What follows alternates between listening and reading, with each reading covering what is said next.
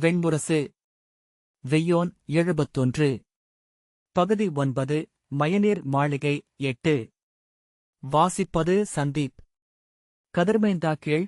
அனல்வலம் வந்து ஐவரை கைப்பிடிக்கையிலேயே ஐங்குலத்து இளவரசி அறிந்திருந்தாள் அது எதன் பொருட்டென்று. அவர்கள் காமம் கொண்டு களி எழுந்து கண்மயங்கி இருக்கையில் ஒவ்வொருவரிடமும் தன் உளவிழைவை சொன்னாள். அவ்வாறே ஆகுக என்றான் மூத்தவன் யுதிஷ்டிரன். இளையவனே அதற்குரியவன் என்றான் பீமன். ஏற்கிறேன் என்றான் வில்லேந்திய விஜயன். அச்சொல் பெற்றபின் அவள் அதை மறந்தவள் போலிருந்தாள்.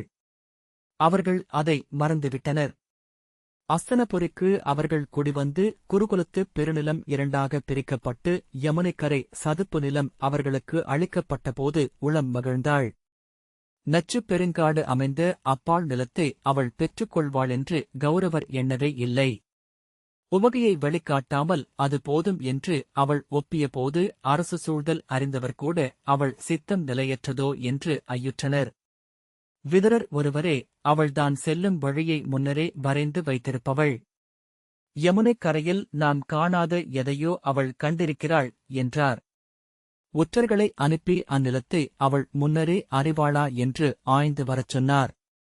12 முறை படகுகளில் ஏறி அப்பெருங்காட்டை நோக்கி அவள் வந்திருப்பதை ஒற்றர்கள் சொன்னார்கள். 4 முறை கலிங்கச் சிற்பிகளை அவள் அழைத்துச் சென்றிருப்பதை அறிந்ததும் விதுரர் ஆம், அங்குதான் அவள் தன் நகரை அமைக்கவிருக்கிறாள் என்றார். கனகர் அங்கு எப்படி நகர் அமைக்க முடியும்? நச்சுப் பெருங்காடு அது.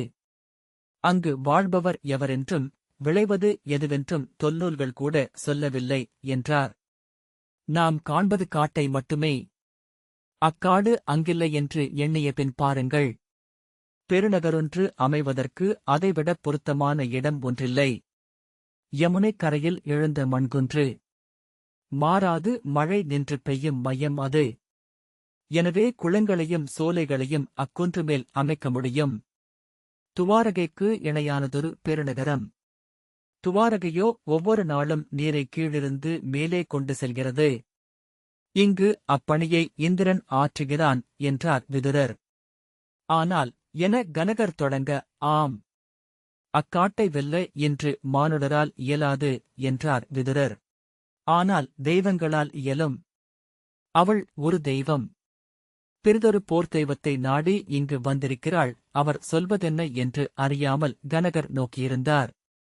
அவ்வரைக்குள் அப்பால் வேலேந்தி நின்றிருந்த எளிய காவலரின் உள்ளத்தில் அமர்ந்து குலநாகர் அதைக் கேட்டனர். அச்சொல்லை முழுதுணர்ந்து முதுநாகர் திகைத்து அவளா? காண்டவ பெருங்காட்டை வெல்ல ஸ்வேதக வாசிகியால் இயலவில்லை. அன்று கைவிடப்பட்டபின் 1000 ஆண்டுகளாக எவரும் அங்கு படை சூழவுமில்லை என்றார். முதுநாகினி, இந்த ஷத்திரிய நாடுகளும் இவர்களின் கொடிவழிகளும் இங்கு தழைத்தது காண்டவம் மொழியிலிருந்து முழுதாக மறைந்த பின்னரே. இவர்கள் அக்காட்டின் விளிம்பையன்றி பிறிதை அறிந்திருக்கவும் வாய்ப்பில்லை என்றாள். அவர்களின் தெய்வங்கள் அறியும், அவை அவர்களின் மொழியை விட கனவை விட தொன்மையானவை என்றான் இளையநாகன் ஒருவன். அச்சொல்லின் உண்மையை உணர்ந்து அவர்கள் திகைத்து அவனை நோக்கினர். முதுநாகினி ஆம் என்றாள். பின்பு ஒரு நாள் வேனில் நீராட மகளிரை துணை கொண்டு யமுனைக் கரையில் சோமவனம் என்னும் சோலைக்கு சென்றனர் இளைய யாதவனும் இளைய பாண்டவனும். அங்கு அப்பெண்டிருடன் களியாடி நகைத்து கந்தர்வர்கள் என அவர்கள் இருந்தனர். அரசே அறிக, பெருந்துயரில் இருப்பவனும் பெருங்களியாட்டில் மலர்ந்தவனும் பிறவி இயல்பை, குலப்பண்பை, கல்வியை, நுண்ணுளத்தை இழந்திருக்கிறார்கள். ஆணிவேரற்ற ஆற்றங்கரை மரமென நின்றிருக்கிறார்கள். அச்சோலையை நோக்கி அந்தணன் ஒருவன் வந்தான். செந்நிற உடல் கொண்டவன். செங்கனல் வண்ணக்குழலை சுருட்டி வலப்பக்கமாக கட்டி செம்மணி ஆரம் அணிந்து செம்பட்டாடை சுற்றி தழலென நடந்து வந்தான். அவனை எதிர்கொண்டு வணங்கிய காவலர் இளவரசரும் யாதவரும் களியாட்டில் இருப்பதாக அறிவித்தனர். இக்கணமே அவர்களைக் காண விழைகிறேன் என்றார் வேதியர். ஒப்புதல் கோரி அவர்கள் அருகே அவனை அழைத்துச் சென்றனர். வைதிகரைக் கண்டதும் எழுந்து வணங்கினர் யாதவனும் பாண்டவனும். நான் பாஞ்சாலத்து ஐங்குலத்தில் துர்வாச முதற்பிரிவின் குலப்பூசகன். என் பெயர் ஜ்வாலாமுகன் என்றார் முதுவைதிகர். எனது ஆசிரியர் துர்வாசரின் ஆணை பெற்று இங்கு வந்துள்ளேன். முன்பொரு முறை அவர் நிகழ்த்திய வேள்வி முடிவடையாது நின்றது. 100 காலம் நிகழ்த்தப்பட்டும் கனி உதிராது அனல் அவிந்த அவ்வேள்வியின் முடிவை நான் இயற்ற விரும்புகிறேன். என் மூதாதை வஜ்ரகேது அவ்வெறிக்கு முதலனலை அரணை கடைந்து எழுப்பினார். அதனை இங்கு முடித்து வைத்து விண்ணேகுதலே என் பிறவியின் நோக்கமென்றுணர்கிறேன். அர்ஜுனன் எழுந்து கை நீட்டி அவ்வேள்வியை வாளேந்தி நின்று காக்கிறேன். முடித்து வைக்க என் உடல் பொருள் ஆவியை அளிக்கிறேன் என்றான். அவன் எழுந்ததுமே கை நீட்டி அவனை தடுக்க முனைந்த யாதவன் அதற்குள் அச்சொற்கள் சொல்லப்பட்டுவிட்டதை உணர்ந்தான். வேதியர் புன்னகைத்து, யாதவரே, இளையவரின் தோள் துணையென தாங்களும் இருப்பீர்கள் என்று எண்ணுகிறேன் என்றார். ஆம், இனி நான் செய்வதற்கொன்றில்லை. இது ஊழின் கணம். முன்னரே நிகழ்த்தப்பட்ட சொற்களின் மறு ஒலிப்பு என்றான் நீலன். இளைய பாண்டவன் பிழையென ஏதும் சொன்னேனா? யாதவரே, வேள்வி காத்தலென்பது க்ஷத்திரியர்களின் அகமல்லவா? நம்மை நாடி வந்த இவ்வந்தனர் அதைக் கூறிய பின் நான் மறுத்தல் பீடிடைய செயலாகுமா என்றான். இளைய யாதவன் நகைத்து, இனி அதை பேசி பயனில்லை. எடுத்ததை இயற்றுவோம் என்றான். வேதியர், நான் அரண்மனைக்குச் சென்று மூத்தவரின் அவையை அணைந்து தாங்கள் இருவரும் சொல்லளித்த செய்தியை அறிவிக்கிறேன் என்றார். இப்பெருவேள்விக்குரிய அவிப்பொருள் அனைத்தையும் பாஞ்சாலத்து ஐங்குலமே அளிக்கும். அவர்களுடன் இணைந்து படையெடுத்து வர திருஷ்டத்யும்னும் சித்தமாக இருக்கிறான். வில்லேந்தி முன்னின்று படை பொருத வில்கலை நுட்பரான தாங்களே வரவேண்டும். தங்கள் துணையர் அருகமைய வேண்டும். அதற்கு பாண்டவ மூத்தவர் ஆணையிட வேண்டும். அர்ஜுனன், ஆம், என் சொல் மூத்தவரை கட்டுப்படுத்தும். அதற்கு முன் பாஞ்சாலத்து அரசியிடமும் ஆணை பெற்றுக் கொள்ளுங்கள் என்றான். இளைய யாதவன் நகைத்து, பார்த்தா, அவர் வருவதே இளைய அரசியின் அரண்மனையிலிருந்துதான் என்றான். வைதிகர் தலைவணங்கி, ஆம், நேற்று மாலை நான் அஸ்தினபுரி வந்தடைந்தேன். பாஞ்சாலத்து அரசியின் மாளிகையை சென்றடைந்து வணங்கி அவர் சொல் பெற்ற பின்னரே இங்கு வந்தேன் என்றார். இவ்வேள்வியில் அவர் பங்கென்ன என்றான் அர்ஜுனன். இது பாஞ்சாலத்து ஐங்குலத்து முதன்மை படிவரின் வஞ்சனம் என்பதனால் அதை தலைகொள்ள அவர் சித்தமாக இருக்கிறார். அத்துடன் அவர் நாளை அமைக்கவிருக்கும் பெருநகர் ஒன்றின் முதல் அனர்கோளம் ஆகும் இவ்வேள்வி என்றார் வேதியர். அப்போதுதான் ஒவ்வொன்றாக இணைந்து பொருளென மாறியது அர்ஜுனனின் சித்தத்தில். தாங்கள் எண்ணுவதும் சரியே என்றார் வேதியர். அதோ யமுனைக்கு மறுபுறம் பெருகி நின்றிருக்கும் காண்டவ பெருங்காட்டை முழுதழிப்பதே என் சத்திரவேள்வியின் வெற்றி. நான் எரிகுளமாகக் கொள்வது அப்பசங்காட்டை. அங்கு அவியென அனல் வந்து விழ வேண்டியது நாகங்களே. அங்கு வாழும் அனைத்து உயிர்களும் அவர்களுக்கு துணையென நிகழும் அனைவரும் எனக்கு அவிப்பொருளாக வேண்டும். அர்ஜுனன் திகைத்து திரும்பி நோக்கி, அதையா என்றான். ஆம், அங்குதான் அரசியமைக்கவிருக்கும் பெருநகர் எழவிருக்கிறது அர்ஜுனன். ஆனால் அக்காடு எந்தை இந்திரனால் புறக்கப்படுவது. அழியாது மழை முகில் நின்று காப்பது. அதை எரியூட்டுவது எவராலும் இயலாது என்றான். புன்னகைத்து வேதியர் சொன்னார், இயலாதென்றிவேன். இயலாததை இயற்றவே பெருவீரரை நாடி வந்துள்ளேன். திரும்பி மீண்டும் நோக்கிய அர்ஜுனன், பசும்பெருங்காடு. இதை படை கொண்டு வளைக்கவே இன்று எம்மால் இயலாது என்றான். வேதியர், பாஞ்சாலப் பெரும்படைகளும் அஸ்தினபுரியில் உங்கள் படைகளும் துவாரகையின் துணைப்படைகளும் ஒருங்கிணையட்டும் என்றார். அர்ஜுனன், வேதியரே, நீர் இங்கு வந்தது ஒரு வேள்விக்காக. இப்போது ஆணையிடுவது பாரத வருஷத்தின் மாபெரும் போர் ஒன்றுக்காக என்றான். அனைத்து போர்களும் வேள்விகளே என்றார் வைதிகர். அர்ஜுனன் அஸ்தினபுரிக்கு வந்து சேர்வதற்குள்ளாகவே அரசன் தருமனும் தம்பியர் பீமனும் நகுலனும் சகதேவனும் அவன் அரண்மனைக்கு வந்து காத்திருந்தனர். அவனைக் கண்டதுமே தேர்முற்றம் நோக்கி ஓடிவந்த தருமன், இளையோனே, நீ வாக்களித்தாயா?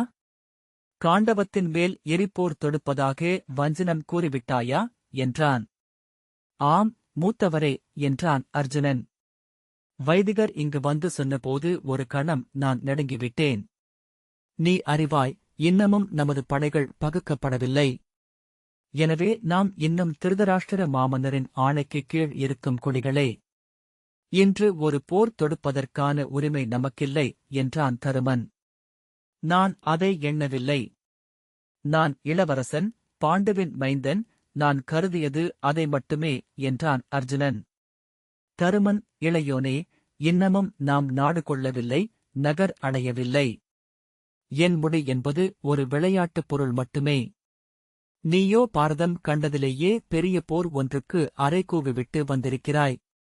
என்ன எண்ணியிருக்கிறாய் என்றான். அர்ஜுனன் பேசுவதற்குள் இளைய யாதவன் முன்வந்து, அரசே, படை கொள்வது எளிதல்ல, ஆனால் இத்தருணத்தில் ஒரு போர் நிகழ்த்தி வெல்வதென்பது உங்களுக்கு பெரும்புகழ் சேர்க்கும் என்றான். பாஞ்சாலத்துப் படைகள் உங்களுக்கு துணை வருகின்றன. யாதவ படைகளை நான் கொண்டு வருகிறேன். உங்கள் படைகளுடன் இணைந்து காண்டவத்தை சூழ்வோம். அதை வென்று கைக்கொள்வோம். அச்செய்தியை பாரத வருஷத்தின் ஒவ்வொரு அரசரும் அறிவார். அதைவிட இங்கு அஸ்தினபுரியின் ஒவ்வொரு வீரனும் அறிவான். அர்ஜுனனின் புகழ்முகுடத்தில் ஒரு மணியாக அவ்வெற்றி திகழும். ஒவ்வொரு அரசும் அதன் தொடக்கத்திலேயே பெரு வெற்றி ஒன்றை அடைவதென்பது மிகப் பெரும் அரசு சூழ்கை. ஆனால் வெற்றி அடைய வேண்டுமே என்றான் தருமன்.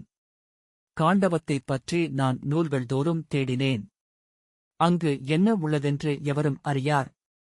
அது நச்சுக்காடு என்பதற்கப்பால் ஒரு சொல்லும் நூலிலோ நாவிலோ இல்லை. இயல்பாக அது தட்சநாகர்கள் வாழும் காடு என்றான் இளைய யாதவன். முன்பொரு முறை அங்கு சென்றிருக்கிறேன். தருமன் திகைத்து, உள்ளேயா என்றான். ஆம், உள்ளேதான். அங்கு தட்சநாகர்களின் 3 பெருங்குடிகள் வாழ்கின்றன. உரகர்கள் குகைகளிலும் பன்னகர்கள் மரக்கிளைகளிலும் உரகபன்னகர்கள் நிலத்திலும் வாழ்கிறார்கள். அவர்களின் 108 நாகதெய்வங்கள் அங்கு கோயில் கொண்டுள்ளன. அவர்களின் குடித்தெய்வமாகிய மகாகுரோதே செஞ்சதுப்புக் காட்டின் நடுவே கொப்பளிக்கும் சுனை ஒன்றின் அருகே சிலை நிறுத்தப்பட்டுள்ளாள். முழு நிலவுதோறும் அவளுக்கு குருதிபலி கொடுத்து குரவையிட்டு வழிபடுகிறார்கள் என்றான். அவர்களை யாருமே பார்த்ததில்லையே என்றான் பீமன். அவர்கள் எங்கும் வருவதில்லை. அக்காட்டிற்கு வெளியே மானுடர் வாழும் செய்தியையே அவர்கள் அறிந்ததில்லை என்றான் இளைய யாதவன். அவர்களின் ஆற்றல்கள் என்ன என்றான் சகதேவன். நாகங்களாக உருமாறி விண்ணில் பறக்க அவர்களால் முடியுமென்கிறார்கள். மண் துளைத்துச் சென்று பாதாள உலகங்களின் இருளில் பதுங்கிக் கொள்ளவும் முடியும். மழையென நஞ்சை நம்மீது பெய்ய வைப்பார்கள் என்றும் நீலக்கதிர்களை எழுப்பி நம் புறங்களை சுட்டெரிப்பார்கள் என்றும் சொல்கிறார்கள் என்றான் நீலன். ஆழ்பிலங்கள் வழியாக தங்கள் மூதாதையர் வாழும் பாதாங்களுக்குச் சென்று மீள அவர்களால் முடியும். அத்திறன்கள் அவர்களிடம் இருக்கலாம். அதற்கப்பால் திறன் திரட்டி நாம் சென்று போரிட வேண்டியதுதான்.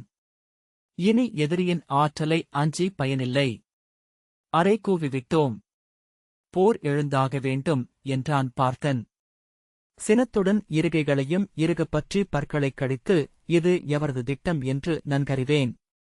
இப்போது நான் நினைவு கூர்கிறேன். முதல் நாள் இரவிலேயே இச்சொல்லை அவள் என்னிடமிருந்து பெற்றாள் என்றான் தருமன். அர்ஜுனன் என்னிடம் இருந்தும் என்றான். பீமன் ஆம் என்றான். நாம் ஐவரும் அவளுக்கு கடமைப்பட்டுள்ளோம். நம்மை சிக்க வைத்திருக்கிறாள் என்றான் தருமன். யாதவன் நகைத்து, ஏன் அப்படி எண்ண வேண்டும்? நீங்கள் வெற்றி பெற்றீர்கள் என்றால் விண்ணவரும் மன்னவரும் கொண்டாடும் பெருவெற்றி ஒன்றை உங்களுக்கு பரிசளித்தவள் என்றல்லவா அவள் கருதப்படுவாள்? அதுவரை முடிவுகள் சொல்ல காத்திருக்கலாமே என்றான். தருமன் துயருடன் தலையசைத்தபடி, இல்லை யாதவரே, எந்தப் போரும் அழிவே என்பதில் எனக்கு ஐயமில்லை. வென்றாலும் அறியாமக்களின் குருதியில் அரியணை அமர்ந்திருப்பவனாவேன். அறிக, உளமறிந்து ஒருபோதும் எப்போருக்கும் நான் ஆணையிடமாட்டேன் என்றான். ஆம், நான் அறிவேன். குருதி கைக்குழந்தை போன்றது. தன்னை மறுப்பவர்களையே அது நாடி வருகிறது என்றான் இளைய யாதவன். இப்போது வேறு வழியில்லை. தருமன் பெருமூச்சு விட்டு, ஆம், காண்டவம் என் சொல்லாலேயே சூழப்படப் போகிறது. எளிய உயிர்கள் கொன்றழிக்கப்படவிருக்கிறார்கள். அப்பழி சுமந்துதான் நான் விண் செல்வேன். பிரித்தொன்றும் இன்று நான் சொல்வதற்கில்லை. ஆயினும் நான் இங்கு எனக்குள்ளே என சொல்லிக் கொள்கிறேன். நான் ஒப்பி இவ்வாணையை அளிக்கவில்லை என்றபின் தொய்ந்த தோள்களுடன் திரும்பிச் சென்றான். பீமன் முன்னால் வந்து, இளையவனே, நீ தயங்க வேண்டியதில்லை. வெல்லும் பொருட்டே க்ஷத்திரியனாகப் பிறந்தோம். வெற்றிக்குப் பின் அளிக்கும் நல்லாட்சி ஒன்றினால் அனைத்து குருதிக்கும் ஈடு செய்வோம். நம் குலமகள் விழைந்த அம்மண்ணிலேயே அமைக நமது நகரம் என்றான். ஐயத்துடன் நின்ற அர்ஜுனனின் தோள் தொட்டு புன்னகைத்த யாதவன் அருகே நின்ற வீரனின் உள்ளமைந்திருந்த நாகமூதாதையை நோக்கி புன்னகை செய்தான். காண்டவப் படைப்புறப்பாடு முறைப்படி கொற்றவை ஆலய முகப்பில் குருதிபலிக்குப் பின் தருமனால் அறிவிக்கப்பட்டது. 12 வாரங்கள் படையொருக்கம் நடந்தது. மதுராவில் இருந்து 1000 படகுகளில் யாதவப் படைகள் வந்து காண்டவக் காட்டை சுற்றி பாடி வீடுகள் அமைத்தன. பாஞ்சாலப் பெருநகர் காம்பிலியத்திலிருந்து 8000 படகுகளில் விற்களும் வேல்களும் ஏந்திய வீரர்கள் வந்திறங்கி காண்டவக் காட்டின் மறுபக்கம் பாடி வீடுகள் அமைத்தனர். அஸ்தினபுரியின் வில்லவர்களின் பெரும்படை அர்ஜுனனின் தலைமையில் வந்து யமுனைக் கரைமுகத்தில் பாடி வீடு அமைத்தது. படை முற்றெழுந்து முற்றுகை முழுமை அடைய மேலும் 8 வாரங்கள் ஆயின. தொலைவு எழுந்து சென்று அமையம் 50,000 பெருவிற்கள் கொண்டு வரப்பட்டன. அவை எடுத்துச் சென்று வீழ்த்தும் எரிபந்தங்களுக்காக 50,000 பீப்பாய்களில் மீன் நெய்யும் ஊன் நெய்யும் மலையரக்கும் தேன்மெழுகும் குந்திரிக்கமும் குங்கிலியமும் கொண்டு வந்து சேர்க்கப்பட்டன. அக்காட்டை அனல் போர்த்தி முற்றிலும் எரித்தழிப்பதே நாம் செய்யக்கூடுவது என்றான் இளைய யாதவன். அங்குள செடிகளும் பூச்சிகளும் ஊற்று நீரும் கூட நஞ்சு. அக்காட்டுக்குள் காலடி வைப்பதை இறப்பு.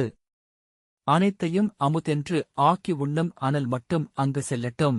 குறித்த நாளில் முதற்கதிர் பொழுதில் வேதியர் ஜ்வாலாமுகர் தலைமையில் 108 வேதியர் வந்து காண்டவத்தின் யமுனைக்கரை முகப்பில் வேள்விக்களம் அமைத்தனர்.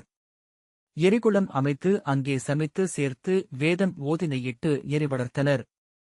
மூவெறியும் எழுந்து அவிகொண்டு ஒளி சூடிய போது அர்ஜுனன் அவ்வெறியில் தன் பந்தத்தை பற்றவைத்து காண்டீபத்தை நாணிழுத்து அம்பு பொருத்தி பெரும்பறை போல் ஒலி எழுப்பி வில் செறிவு கொள்ள இழுத்து குறிதேர்ந்து விண் நோக்கி ஏவினான். தழல்பந்து எழுந்து செஞ்சிறகு அலைப்பாய வானில் பறந்து காண்டவத்தின் மேல் இறங்கிய போது அஸ்தினபுரியின் படைவீரர்கள் இளைய பாண்டவர் வெல்க, இளைய யாதவர் வெல்க, வெற்றிக்குள் பாண்டுவின் பெருங்குலம் வாழ்க என்று முழங்கினர். போர் முரசுகள் இடியோசை எழுப்பின. அவ்வொலி கேட்டு மறுபக்கம் பாஞ்சாலர்களும் யாதவர்களும் போர்க்குரல் எழுப்பினர்.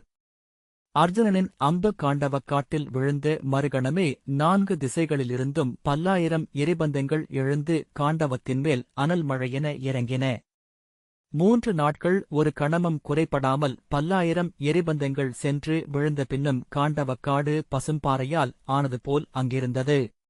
சோர்வுற்று அர்ஜுனன் இளைய யாதவனிடம், யாதவரே, அது காடல்ல, அங்கு பச்சை நீர்நிழல் ஆடும் பெரும் குளமொன்று உள்ளது என்று தோன்றுகிறது என்றான். ஒருவகையில் அது உண்மை என்றான் இளைய யாதவன். அங்குள்ள நிலம் கால் புதையும் சதுப்பு. அங்குள்ள மரங்கள் அனைத்தும் நீர் குடித்து எருமை நாக்குகள் போல தடித்த இலைகள் கொண்டவை. இவ்வம்புகளால் அக்காடு எரியாது.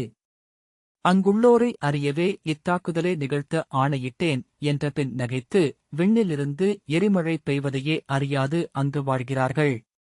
இக்கணம் வரை